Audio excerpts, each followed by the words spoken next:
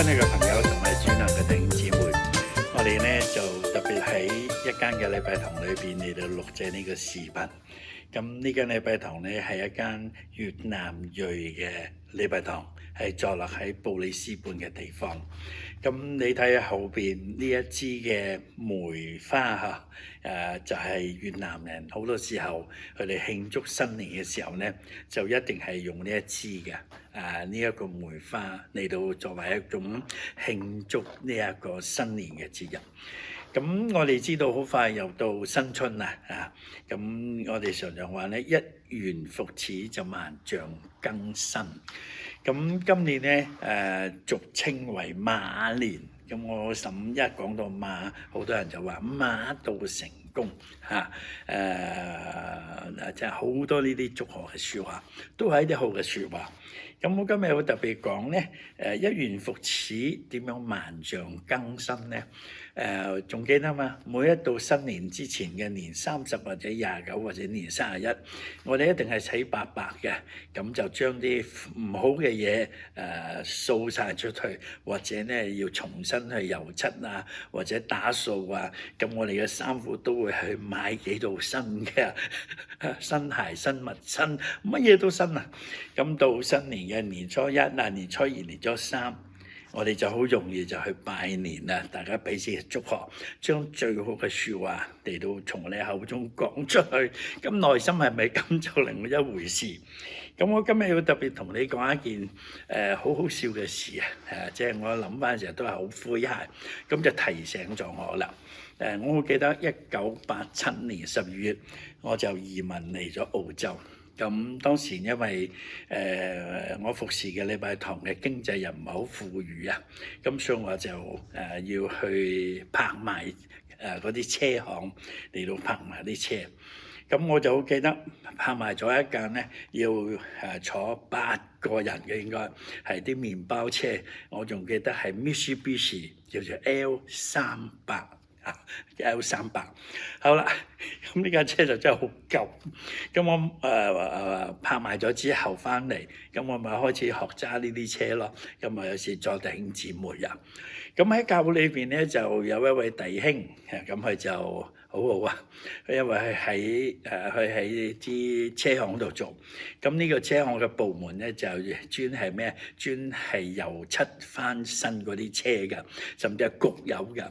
咁佢見到我架車咁舊咧，有一日佢就話唔好同我講牧師啊，呢架車好舊啊，外邊睇真係老爺車，好唔好啊？我咧就將你架車帶到我嘅車行，我從你焗漆俾佢外邊咧煥然一新。我聽咗之後，我話好啊，咁佢就攞咗翻去。隔咗幾日之後咧，哇！佢就揸翻嚟，哇！架車係新速速嘅，睇落嚟好似新買嘅一樣，因為係專業噶嘛。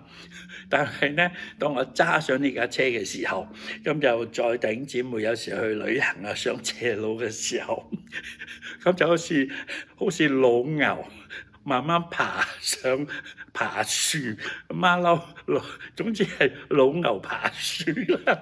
咁所以嗰啲車架架都過我超前，架一超前嘅時候咧，都伸個頭過嚟望，哇！乜嗰架新車係咁樣啊？佢唔記得咗我架車外邊新，個機器好舊，咁令我似都好尷尬。每一次諗到呢樣嘢，我心裏邊就好笑啦。我哋今日何嘗唔係啫？人人都好想新，係咪啊？好想改變自己啊！咁但係改嚟改就始終都係翻原形，係嘛？新年嗰幾日就講好話，一過咗新年之後，過咗15，哇！乜嘢話都講啦，乜嘢衫都着啦，已經唔再理啦。等明年再嚟過啦。邊個唔想新啫？但係我哋忘記咗，如果裏邊冇辦法更新，你外邊再點樣新，其實係遮醜㗎咋，一啲都唔新㗎。所以咧，久久就露出個尾巴嚟㗎啦。咁所以我哋話相見到同住難，就係呢個意思啦。但係好感謝神啊！你知道信耶穌嘅實際嗎？聖經有一句説話好好啊，保羅話：若有人在基督裏，他就是新造的人。舊事已過，都變成新的了。意思係話有希望，只要你肯喺耶穌基督裏邊，咁你話咩叫喺耶穌基督裏邊咧？即係話你將耶穌基督接受到你嘅心靈嘅裏頭，做你嘅救主，因為裏邊有呢個新嘅開始，就係耶穌住喺你裏邊去更新你，咁咧你就係一個新造嘅人啊！呢個新造嘅人咧就係徹徹底底從最根本嘅慢慢去改變你嘅性情啦，你嘅為人啦，你嗰個本質啦，都有咗上帝嘅形象喺當中。咁過去嘅事係點咧？係已經過去，你會記得過去。呢個過去已經同你係一筆勾銷。即係好似我哋油漆將啲舊嘅剝咗去，重新鋪上個新嘅。咁呢個漆咧就一定可以保留好耐，而且咧都變成新的了，係不斷嘅更新啊！原來我哋信咗耶穌之後咧，喺你嘅心靈裏邊咧，因為有主就係永恆嘅上帝救主，佢就能夠更新你啦。每一次、每一日都係新嘅啊！咁所以舊事個都變成新的了，唯有咁樣，你先可以成為新造嘅人。